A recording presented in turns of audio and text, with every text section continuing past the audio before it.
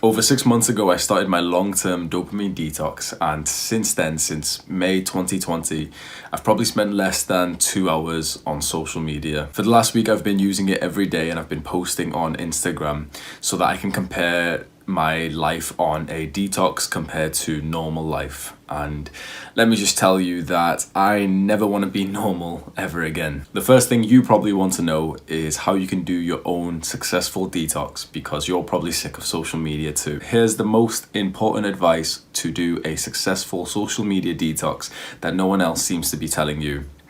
Number one, do not delete the apps. You aren't doing anything by deleting them because it takes just 20 seconds to download them from the App Store again. What we want is for you to have such a little desire to actually go onto the apps. So how do we do that? Number two, unfollow everyone you don't love. This is going to make you feel uncomfortable. All those people are your friends, right? And it would be really awkward if you deleted them. No, wrong. At worst, it would be a slightly awkward conversation in return of having better mental health. You have to make the platform less attractive. If you follow people who post interesting or funny content, you're more likely to scroll. I unfollowed hundreds of people, and now it takes me like 20 seconds to scroll to the bottom of the feed. And number three is to not quit social media. That is dumb. We are not quitting. Why? Because quitting implies that it's permanent. This is why everyone who says that they're gonna quit smoking, drinking, fapping, junk food fails. After enough time, you are certainly going to do these things again. Take a second, is there a chance that you'll use social media in the next 50 years? Yes, of course. So it's not about quitting, it's about reducing it drastically to the point that it has zero negative effects on you, because that's the ideal. We don't want a huge restriction on our lives. We just don't want it in our minds at all. If you're trying to quit social media, you're not thinking long term. You just want a little feel good boost to tell people like, hey guys, I quit social media. Just pat yourself on the back. We're not quitting, we're drastically lowering our use to the point that it gives us no detriments, which I would say is about 10 minutes a week. That means that most days you won't even go on it, you won't even think about any social media, and every now and then, every 4 days, 5 days, you'll get a message from someone. You'll reply to the message, and then you'll end up scrolling for a minute or two for the 50 people or 100 people that you're now following. That is the best advice I could give to overcome an addiction, is to not quit. If you try to quit your addiction, you will fail. Of course you will. You failed every single time so far. What makes you think it's just going to be special? What you truly want is balance. And balance with things like this that you're addicted to comes by essentially barely using it. You go onto Instagram once a week. That is balance. If you set this huge limitation on yourself, this huge pressure on yourself to quit, eventually, inevitably, you are going to use Instagram again. Of course you are. You're not just going to quit and never use it ever again for the rest of your life. So the next thing you're thinking is, okay, so you didn't use social media for 6 months. How do you feel? What was your experience like? That's probably what you want to ask me. How did I feel through the detox? So the first thing was, after I unfollowed everyone, I realized that none of these people were in my life anyway. After I removed them on Instagram, I realized that they weren't even in my life. Yeah, we had great memories and they're still technically friends. If we saw each other, we'd be good. But we hadn't seen each other, hundreds of people since school or since college or some random party or night in a club.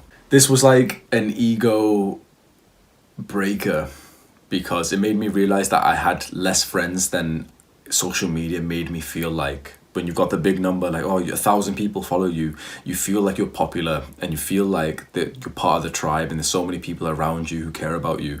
But when you unfollow people and you just realize that nothing has happened, like your day-to-day life is exactly the same, and all of these people are literally just pixels on your screen. They're not in your life anymore. So that was the first thing I realized when I stopped social media, when I unfollowed all these people, that I realized that they weren't even in my life, and the pressure kind of lifted off. Number two was that I had less social comparisons. The last few months, I haven't felt like I compete against other people.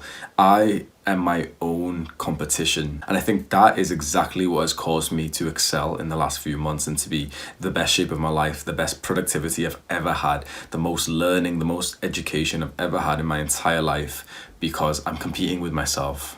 Just do more than last week. Number 3 is that I'm way more mindful, but this can be confounded by the fact that I've been meditating a lot more. But then we can say that I've been meditating more because I've had more time. So either way, I'm a lot more mindful than I was months ago. And there's certainly, you've probably felt this yourself, there's certainly a lot of thoughts that come directly from social media. It feels like you don't realize that it's about social media. It's a thought about a friend, or a thought about, how someone's going to react to this and that. But really it is about the social media platform. When you stop using social media, it's like a whole segment of thoughts, about your caption and what message you're going to send to this person. All of that stuff is just not in your mind anymore. So there's just less to think about. And I can now think about real life, and it looks like, I like the color of the grass outside. It's green. It's really green. That's me being mindful and looking at this color instead of looking at it and just thinking like, oh, well, what caption should I write later? Why haven't they replied to my message? Have they seen my message yet? Number 4, over the last few months, when I've been taking pictures, I didn't think at all if they were Instagrammable. I didn't think anyone was going to see them. The few times, well, quite a lot of the stuff that I've recorded and taken pictures of is for YouTube. So that is still something that is like a platform that is influencing my sort of digital content, recording, creation, whatever. But at least when I take a picture of me, or I take a progress picture or anything, I didn't think at all about it being on Instagram. And we'll talk about this more later when I tell you how it felt over the last week that I've been using Instagram every day now. The 5th thing is that I saved about 2 hours, I would say, every single day, which is huge. And now, because of that, I'm quite ruthless to people who say I don't have time, because you do have time. You're just spending 2 hours a day on Instagram. And as soon as I dropped social media, it's like I had so much free time that I was a little bit bored with it, and I didn't even know what to do with it, that I had to actually actively sit there and actively think of things to do. Like I'd spend 10 minutes, 20 minutes thinking like, okay, what goals could I set and what could I work towards? Yo, I'm editing this video that you're watching right now, and I just got so proud of myself for that sentence I just said, that as soon as I got some free time, I would sit there and think about new goals that I could set myself. Like, how sick is that this is my normal life, that I just keep setting goals and I keep either failing them or smashing them, and either way, that's a win. Here's some of the goals I've got up on my wall. Yep. Let's resume the video. And every time I do this type of practice of thinking of things to do, I get so grateful that I have that time, because that is the exact time that's changing my life. It's changing the future of my life, because I'm thinking about important goals to strive for and all of this, whilst you, or the previous version of me, would have just numbed their brain through scrolling on Instagram.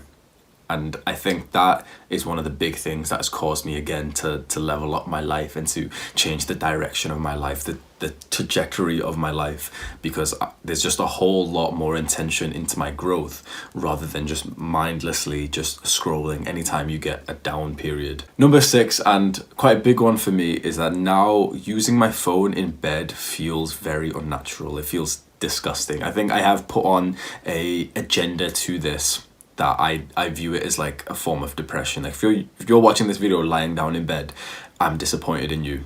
Just I don't know if you care about that at all, but if you do, I'm very disappointed in you. You'd probably benefit from like turning your phone off, not even watching the rest of my video, even though that's better for me, and just going outside and exercising, because I find that so incredibly like just revolting, thinking about a human just like lying down and just, I think if you haven't quit social media, if you're still, into this life, it just feels normal. That's what everyone does, is just lie down and go on their phone. But now that I've quit, now that I haven't done that for months, and the few times I have grabbed, every day I will go for a nap or something, but when I grab my phone, I feel like repulsed by myself, because I used to spend 3-4 hours, genuinely 3-4 hours a day like this, just lying down, scrolling on Instagram, to the point that you're sweaty underneath the covers, to the point that you've already seen all the posts and you're so bored, but you just are in ultimate comfort because you're nice and warm, and you're lying down with a nice pillow, and you're just spending hours like that. I just find it like it's so unnatural for me that I can't do it anymore, and that's probably one of the best little points that I've felt recently. So that's how I felt over the last 6 months of not using it, apart from the last week, and now we'll talk about the last week I wanted to test and just see what life felt like if I started using it again. So to be honest, I'll be honest, it would have been more of an effect, but I actually couldn't bring myself to use it how I used to use it. So it's not going to be exactly as strong of negatives as we would imagine. So really what I have done is I never deleted the apps, but so I kept the apps, but now I scrolled a little bit more on Instagram and I posted like 5 times. So really what I'm about to tell you, these experiences now are pretty much solely about how I feel after posting 4 Instagram pictures. So it's not so much about the scrolling, because if I did that, I think it'd be a lot worse. But honestly, I couldn't even bring myself to do that. It was the plan, but it just felt so unnatural to scroll whilst lying down and stuff. So I just didn't do that.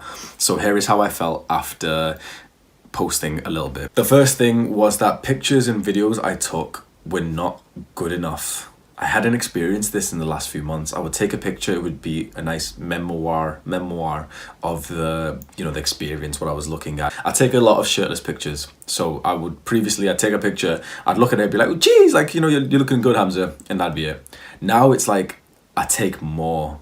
It's kind of stressful. It's like, I take a picture, it's not good enough.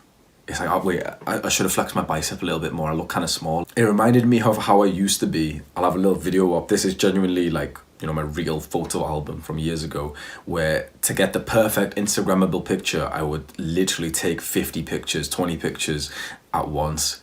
And it was kind of stressful doing that. Like my shoulder would be burning whilst I'd be trying to take the picture. Imagine flexing for like 1.5 minutes trying to take the best picture you can. I don't want to go back to that life. I'm so glad I'm not like that anymore. Number 2 is that I constantly think and try to find the next Instagram picture and the caption. And so this is directly linked to mindlessness or a lack of mindfulness, that I'm going about my day. My mum is talking to me and I'm thinking about what Instagram caption I should put on. I'm like, just doing something and I'm thinking like, oh wait, this would be good on Instagram. Feels kind of disgusting when I think about it, because like I literally remember this conversation when I wasn't even paying attention, that my mum was just, I can't even tell you what we were speaking about, because my mum was talking about something and in my head genuinely I was just thinking of like this the caption for, I'll have the picture up, I was thinking about the caption for that. So literally here's like the most important woman of my life talking to me and I'm thinking about Instagram, what caption I'm going to use for my little video.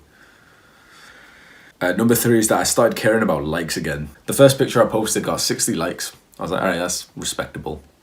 The second 2 only got 40 and I was a little bit upset about that. How sad is that? And for point number 4 of how I feel after a week of, using Instagram, scrolling a little bit, posting, I'm going to read exactly what I wrote down. I'm writing this script right now, and for the first time in over 6 months, I just got distracted by my phone. I just scrolled on Instagram for like 2 minutes after writing point 3 instead of focusing on the script. That is massive. This is why people get distracted so much, and I haven't experienced distraction in so long simply because I haven't used social media much. It's a trap. I got a message, I replied to it, and without even thinking, my thumb started scrolling down. It took me around 2 minutes to realize. And I would say I'm on the ball because I'm more alert and less used to social media recently. So how long is it taking everyone else to pull themselves out?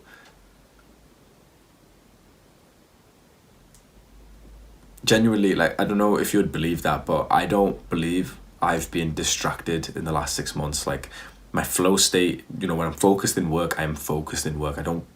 It's like weird for me to even say that that's something that would be a potential for me to be focused in work and to grab my phone and start scrolling. But that literally happened yesterday whilst I was writing this script. And I've got confidence in that it's not going to happen more. And, I'm going to go back to my detox. But instantly it just made me feel sad for the people watching this, for the young men, for everyone who is in this type of lifestyle, because this is why you can't focus, because you are drawn to your phone, you're drawn to this app, and you go 30 seconds without this little dopamine spike and you really want to get it back. And I'm so glad I'm not like that. And if you are, like, it sounds kind of bad to say, but I just feel sorry for you. Point number 5, I wrote obviously directly after point number 4 when I had just been distracted. I think I'll just read this one exactly as well. I thought, fuck this little 1 week experiment. I'm going to go back to the detox, and instantly I just experienced FOMO, fear of missing out. I didn't want to stop using it mainly because there's a chance that I'll pull a girl from the DMs, which is the message I just replied to. My lizard brain is trying to convince me that the small chance of a successful DM is worth the distractions to my work, my purpose in life. It is not. I was maybe not going to talk about this bit, but I think it is quite important as men to address this, that a huge reason why we use Instagram and even Snapchat and stuff is hopefully to set up a date or a meetup with a girl, and we'll message her and stuff. And that is exactly what I got distracted by. Is it worth it? No, of course it's not. I don't know if I'd include this, but I guess it is. It's a little bit embarrassing for me to it's not embarrassing. I don't give a fuck about being embarrassed, bro. I'm a confident motherfucker. But at least that's something that is not very talked about. When we talk about the negatives of social media, no one ever addresses it, particularly for men. It's very sexist and feminized results of social media experiments. It's like, oh, did you know that women are more likely to be depressed? Yeah, but what about the men who are more likely to feel lonely after using it because they've sent a DM to 200 girls and 3 have replied? And so that's the thing. One of the reasons why I was keen for this little experiment was because I was like, okay, I'm going to start DMing girls again. Hopefully I'll be successful and it'll be kind of like Tinder. And it hasn't been unsuccessful, but it hasn't been worth it. And I'm not going to lie, my Instagram, my pictures are better than yours. Yeah, I'm an asshole, whatever you want to say. I'm so cocky, but unless you've got better pictures than this, you've got better follower to follow ratio, whatever, most likely my profile is more attractive than yours, and most likely my messaging sort of game and my my texting game is better than yours. And if I'm telling you it's not really worth it, then chances are it's even less worth it for guys who haven't put 6 years into the gym and guys who don't really have a lot of confidence. And so you can take that as me being oh, he's so arrogant, he's saying he's better than us, but you take it as it is. If that makes me sound like a bad person, then I'm a bad person. But if hopefully you can see that it's not worth it for a guy who's 6'1", who's 170 pounds lean, who's muscular, confident, charming, who's got good text game, then chances are it's probably not worth it for you. Because when you put it into a mathematical numbers, how much success are you getting from this? If you're using it mostly for setting up meets with girls, you're not even getting 1 girl a month, honestly. Let's be honest. Less than 1 a month is what's the point? What are you doing with your life? Why are you spending 20 minutes a day scrolling on this? All right, so now you know the deal. Everyone with short attention spans have clicked off, so just the boys remain and we can talk a little bit deeper. Your attention is valuable. You probably think you're a little bit worthless. You'd think you're a little bit pathetic if you're watching self-improvement videos, but your attention, your brain power, your eyes are valuable. Not in we're going to sell your organs, but in the sense of you watching this video right now would technically be making me money if I was monetized and I had a bigger channel. You are making YouTube money right now because most likely you're going to see an ad after this video, or when you click on a bigger channel. Your attention is valuable. And these software developers, they know that. And so what's happening is that they are profiting from your attention. And this is why everyone thinks social media is free. This point is talked about in this, I think it's talked about in the Social Dilemma Netflix video. I haven't watched it, I don't watch Netflix, but from what I've kind of heard from people, I think this is what they talk about. All of these platforms, YouTube, Twitter, Snapchat, Instagram, they are free. You didn't pay anything for them and you will never pay anything for them. Why? Because they're selling you. They sell your data. If you probably, chances are 99% of people watching this have never purchased Facebook ads for their business. I have. Maybe one little dropshipper or something has.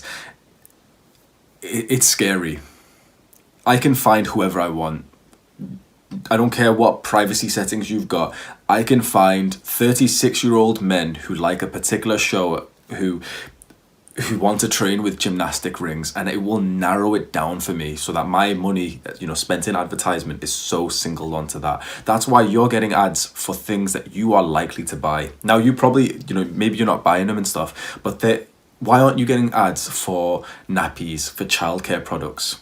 Maybe you are because you're a parent, but I'm assuming if you're like a 20-year-old guy, you're not a parent, you're not getting those type of ads because YouTube knows, Facebook, Instagram, they know that you're not a parent. Do this, try this little weird challenge and it'll make you shiver. Your phone's off, your phone's not switched off, but you're not on the apps. You're just, your phone's on lock screen. Talk about something new. Talk about purchasing a house. Do this little test for a couple of minutes, maybe for the next few days. Talk about purchasing a house. What you would say if you were trying to find a house. Like, I wonder how much that mortgage is, and the house that we're going to buy, which, just talk about it. You'll find that adverts for houses will come up when you're speaking about it and you're not even on the platform and you've not even typed on your phone. That means they're listening to you 24/7. How weird is that this is something that we all now agree on, when maybe 10, 20 years ago it would have been like a guy with the bell and like the crazy sign. He's like, they're listening to you 24/7. And because of this, because of the fact that they're listening to you, because they profit from your attention and they want to sell targeted, high quality ads to businesses that hopefully you'll buy, because if you buy from those ads, businesses will get profit and they'll be more likely to keep purchasing the ad space from Facebook and stuff. Because of this, they want the platform to be as addictive as possible. They want it to be as comfortable as possible. And this is where I don't think it stops at software developers. I think that they employ psychologists. They'll interview a behavioral psychologist and they'll ask him, what makes someone feel like they're missing out? What makes someone feel like they've been left out with the fun? I am sure this type of stuff is going down, because this is why you get a huge FOMO, fear of missing out, when you stop these platforms. I am sure that this isn't by luck. I'm sure that they've done this on purpose so that you feel like an outcast. And why? Because it's evolution. If you feel like an outcast, if you feel like you've been banished from the tribe, like you've deserted the tribe, you're likely to die. Not in modern times, but like our evolutional fight or flight amygdala lizard brain feels that when we aren't part of the tribe, we could die. And that's what they want to represent. This is why there's likes and there's followers. You want a big follower count because it makes you feel like you're in the middle of a strong tribe. When you delete Instagram, suddenly you don't have a tribe. Maybe you do have one in real life, but now you don't have this particular tribe. So you feel weaker in case there's a saber-toothed tiger, and now you don't have the 600 people on your follower list to defend you. I mentioned a very important point earlier, that the time I've saved from social media, I've been using it to think and to set goals. And I'm not going to lie, I've been crushing those goals. Honestly, every goal I set, obviously a lot of them I fail, but even failure to a goal, in my opinion, is success. Watch the I'm a Failure video.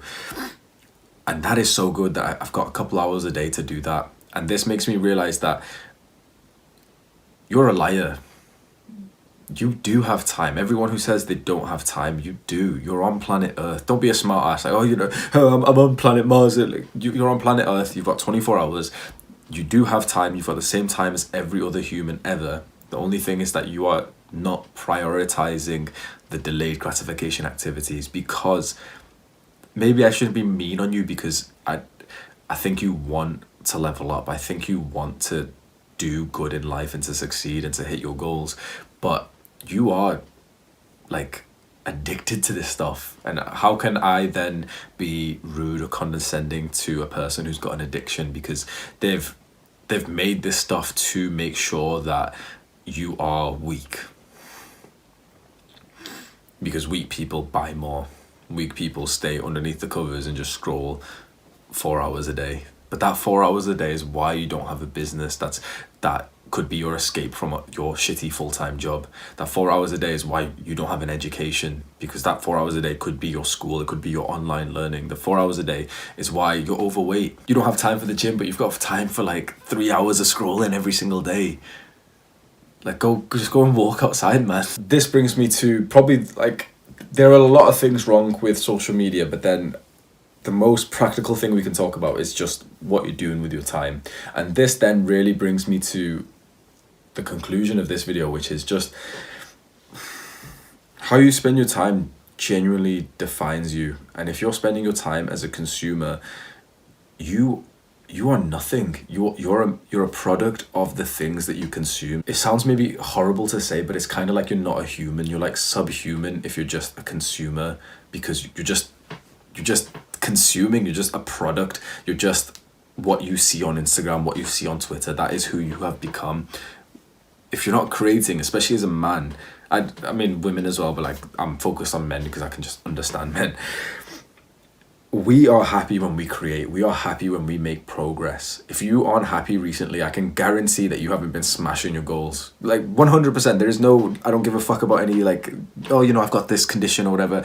You probably don't have any goals if you're not happy. Or if you do have goals, you haven't been hitting them because of other reasons. But I can assure you that any man who has set some good quality goals and is smashing them with the hours saved from not going on social media is happy with his life. And that is the key to happiness right there, is growth.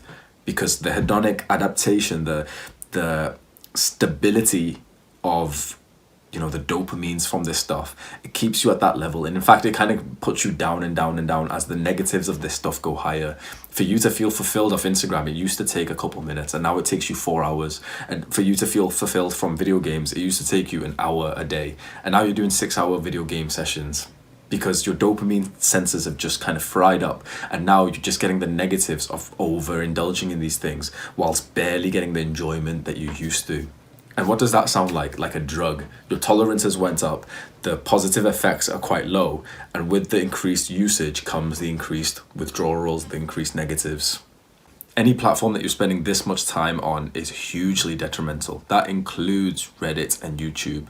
You've watched this far of this self-improvement video, and so you feel like you've learned a lot. Oh my God, he's speaking the truth. Like, I really relate to this YouTuber, Hamza.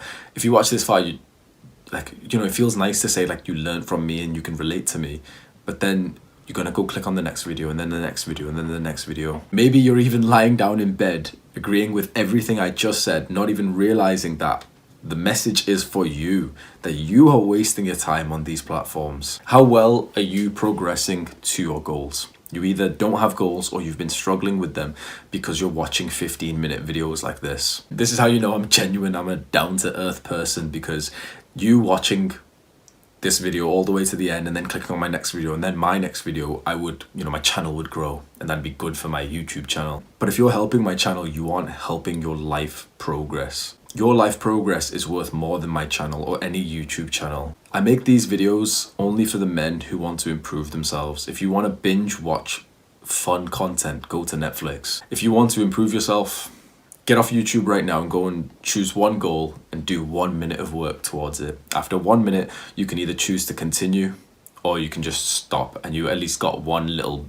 step in the right direction today. What are you investing your time in? Why not just invest that time into yourself? Take care.